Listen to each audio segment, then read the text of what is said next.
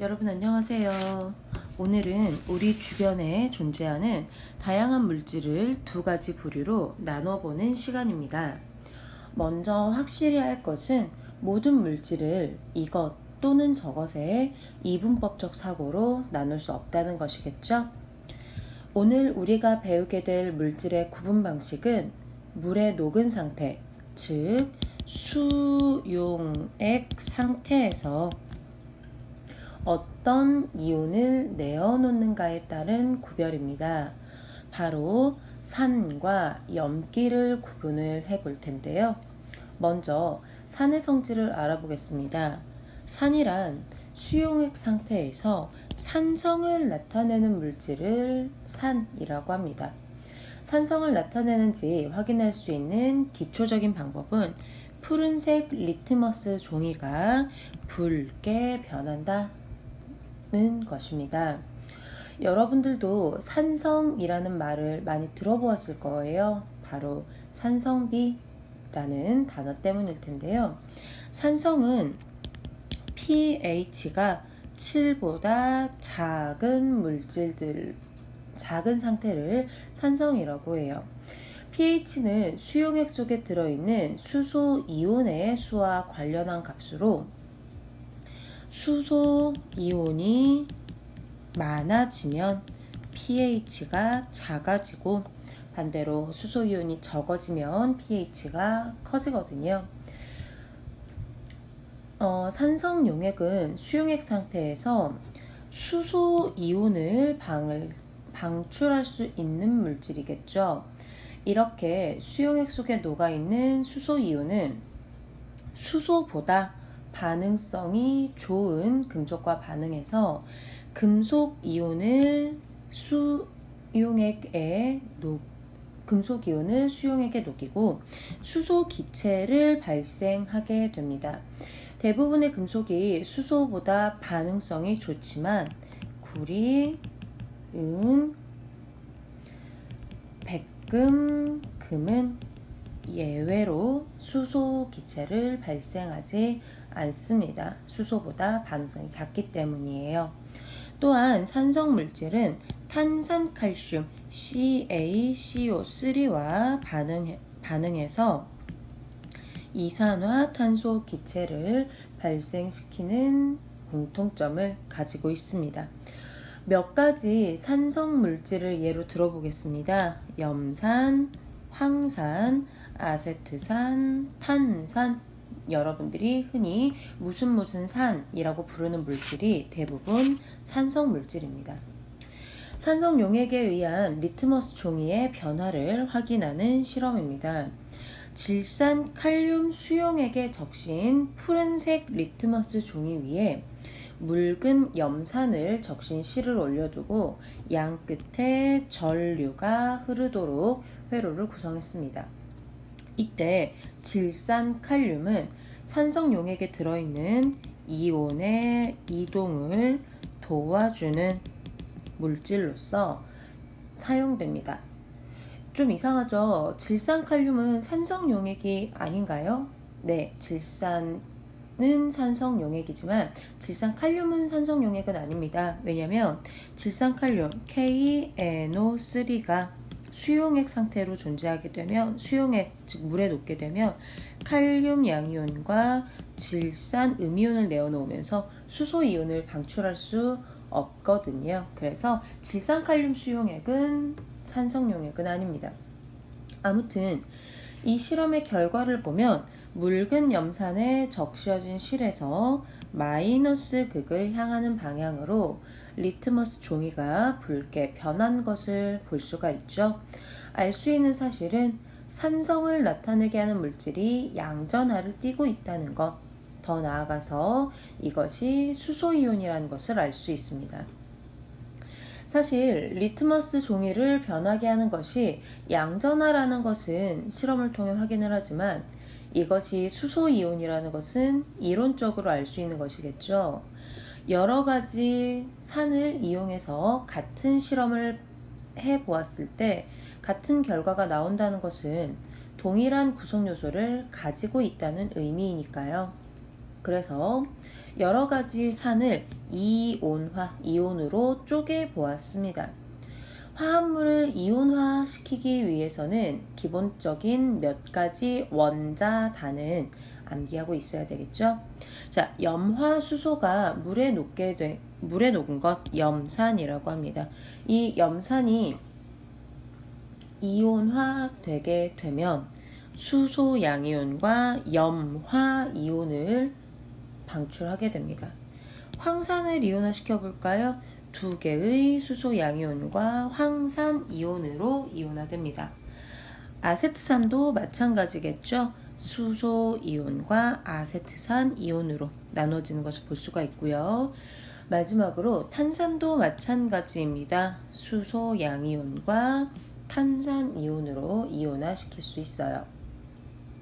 공통적으로 가지고 있는 것이 무엇인가요? 바로 수소 양이온이죠. 그래서 산성 물질은 수용액 상태에서 수소 양이온을 방출한다는 결론을 내릴 수 있겠네요. 다음은 염기입니다. 염기는 산과 반대로 염기성을 나타내는 물질이에요. 염기성은 붉은색 리트머스 종이를 푸르게 변하게 하는 성질을 가지고 있습니다. 페놀프탈레인 용액 원래는 무색이거든요. 그런데 무색의 페놀프탈레인 용액을 붉게 변하게 하는 특징을 가지고 있고요. 염기성은 단백질을 녹이는 특성을 갖고 있기 때문에 손으로 만지면 피부가 미끈거리는 느낌을 받을 수 있죠. 비누도 염기성 물질이기 때문에 물이 묻은 손으로 비누를 만지게 되면 염기성 물질의 공통적인 특징에 의해서 손이 미끌거리면서 비누를 잡고 있기가 힘들어지죠. 그러나 손에 묻은 비누, 즉 염기를 물에 헹구게 되면 손 표면에 녹아있던 단백질이 같이 씻겨져 나가기 때문에 뽀드득 하는 느낌이 듭니다. 염기성 물질의 대표적인 것들입니다. 수산화나트륨, 수산화칼륨, 수산화칼슘, 암모니아수 이런 것들을 예로 들 수가 있고요. 앞에서 산성 물질에 대해서 이야기하면서 pH가 7보다 작으면 산성 물질이라고 했는데요. pH가 7인 상태를 중성인 상태라고 하고요. pH가 7보다 작은 상태, pH 7보다 pH가 7보다 작은 상태를 산성이라고 합니다. pH가 7보다 큰 상태를 염기성이라고 부르는데요. 그렇다고 해서 pH 값이 무한정 크게 존재하는 것은 아니고 pH 7에서 약 14 정도까지를 염기성이라고 이야기를 합니다. 산은 수용액 상태에서 수소 이온을 내어놓기 때문에 수용액의 수소 이온의 농도가 높아져서 pH가 작아진다 라고 표현을 했었습니다. 염기는 pH가 7보다 큰 물질, 즉 수소 이온의 수가 감소하는 작아지는 물질입니다. 어떻게 수소 이온의 수를 작아지게 할 수 있나요? 바로 수산화 이온을 방출하면 되겠죠. 수용액 상태에서 방출된 수산화 이온이 수소 이온과 결합하게 되면 중성의 물이 되기 때문에 수소 이온의 수를 감소시키는 효과를 갖게 되겠네요. 염기성 물질의 특징을 시각적으로 간단하게 확인할 수 있는 실험입니다. 앞의 실험과 마찬가지로 이온의 이동을 도와주는 질산칼륨 수용액을 이번에는 붉은색 리트머스 시험지에 적실 거예요. 그리고 그 위에 수산화나트륨 수용액에 적신 실을 올려두고 양쪽에 전류가 흐르도록 하면 플러스 극쪽으로 푸른색이 치우쳐 있는 것을 볼 수가 있죠.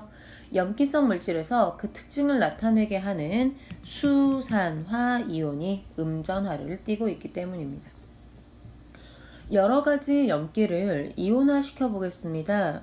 수산화 나트륨을 이온화시키게 되면 나트륨 이온과 수산화 이온을 얻을 수가 있고요.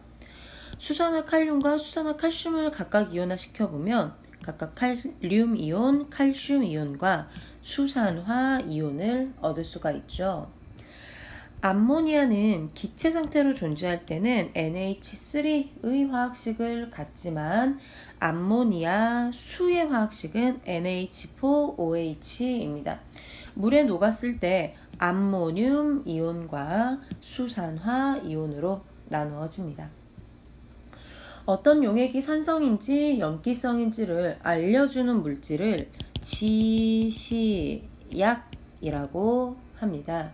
지시약은 산과 염기에서 각각 변화의 정도가 다른 것도 있고 산에서만 반응하거나 염기에서만 반응하는 지시약도 있어요.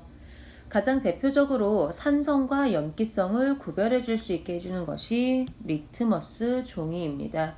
리트머스 종이는 산성 물질은 푸른색 리트머스 종이를 붉게 변화시키지만 염기성 물질은 붉은색의 리트머스지를 푸르게 변화시키는 특징을 가지고 있습니다. 메틸 오렌지 용액은 염기성보다는 산성에서 그 변화가 더 많이 나타나게 되는데 강한 산성에서 주황색, 글씨가 잘 안 보이네요. 주황색으로 색이 변하게 됩니다. 대체로 붉은색이라고 표현을 하고요. 강한 산성에서 붉은색을 띠게 되지만 약한 산성이나 중성이나 염기성에서는 노란색을 띠게 되기 때문에 산성 용액을 구별할 때 유용한 지시약입니다. 페놀프탈레인 수용액은 중성일 때 무색이에요. 아무런 색깔도 가지고 있지 않습니다. 산성 용액에서도 색의 변화가 없지만 염기성 용액을 만나게 되면 붉은색으로 변하게 되기 때문에 염기성 용액을 구별할 때 유용한 지시약입니다. BTB 용액은 용액의 성질에 따라 색이 다른데 중성에서는 녹색을 띠게 되고 산성 용액에서는 노란색, 염기성 용액에서는 푸른색을 띠게 됩니다. 과학실에서 흔히 사용하는 pH 시험지는 거름종이에 지시약을 적셔서 만든 것으로 용액의 성질에 따라서 시험지의 색상이 변하게 되면 기준 색상표와 비교해서 구체적인 숫자로 산성도 pH 값을 유추할 수 있게 해줍니다. 오늘은 산과 염기의 특성에 대해서 알아보았습니다. 산과 염기의 공통적인 성질, 물질의 이온화에 대해서 다시 한 번 더 복습하고 자주 다루는 원자단의 종류를 외워두는 것이 좋겠습니다.